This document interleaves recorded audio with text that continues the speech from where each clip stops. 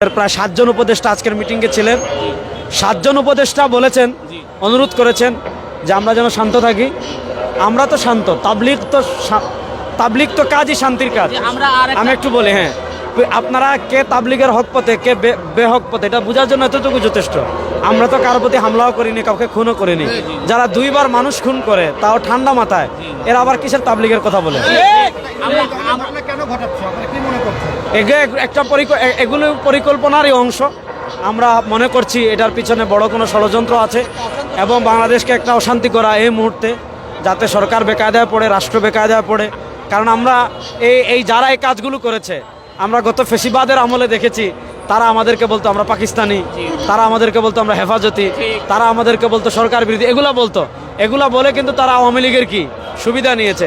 এখন তারা এই কাজগুলোই করছে। সুতরাং এটার পিছনে বড় ধরনের কোনো ষড়যন্ত্র থাকতে পারে। আজকের সিচুয়েশনের পরে আমরা যতটুকু ইনফরমেশন পাচ্ছি, এই মুয়াজ বিন নূর সহ অনেকে বাংলাদেশ ছেড়ে ইন্ডিয়ায় চলে যাওয়ার প্ল্যান আছে।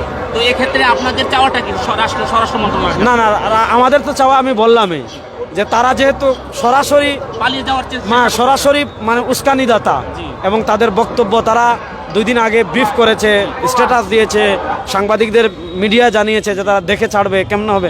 এগুলো তো মানে একদম প্রমাণাদি প্রকাশ্য। এরপরেও যদি তাদেরকে গ্রেফতার করা না হয়, ওবায়দুল কাদেরের মতো তারাও পালিয়ে যেতে পারে, তাহলে এটা রাষ্ট্রের জন্য একটা বড় ব্যর্থতা। তো আমরা এখন কি আপনারা চাচ্ছেন সরকার যতক্ষণ গ্রেপ্তার না হবে ততক্ষণ গোয়েন্দা সংস্থা এবং প্রশাসন তাদের নজরদারিতে রাখুক? অবশ্যই অপরাধী পার পাবে কেমনে? অবশ্যই তাদেরকে গ্রেফতার করতে হবে, আইনের আওতায় আনতে হবে। এরাও তো মুসলমান, আমরাও মুসলমান। আমি একজন মুসলমান, আপনি একজন মুসলমান হিসেবে চিনি, আমরা সবাই জানি আপনাকে।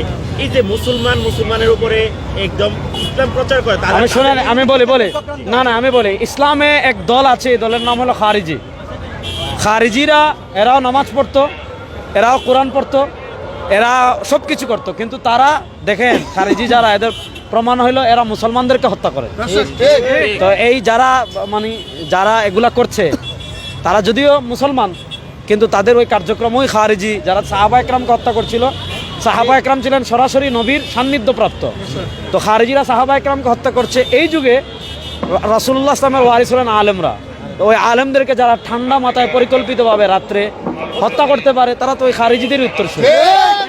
সুতরাং মুসলমান তো তারা, কিন্তু তাদের কার্যক্রম আহলুস সুন্নাহ ওয়াল জামাতের সাথে মিল নাই। তাদের নেতা সাদ, সেও পথভ্রষ্ট, তাদেরকে যারা অনুসরণ করে তারাও পথভ্রষ্ট।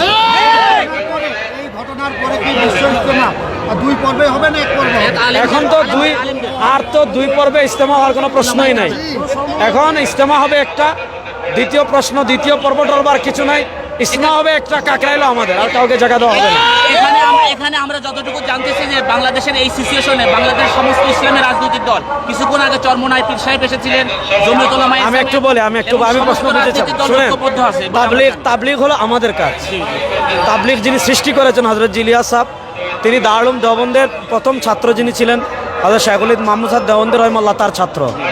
তাবলিগ সৃষ্টি করেছেন আলেমরা, তাবলিগকে রক্ষণাবেক্ষণ করেছেন আলেমরা, তাবলিগকে সন্তানের মতো আগলে রেখেছেন আলেমরা।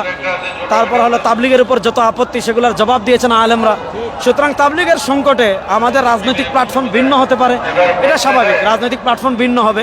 কিন্তু তাবলিগ যেহেতু আমাদের সবার কাজ, তাবলিগের যে কোনো সংকটে আমরা সেরাম আছি, থাকবো ইনশাআল্লাহ।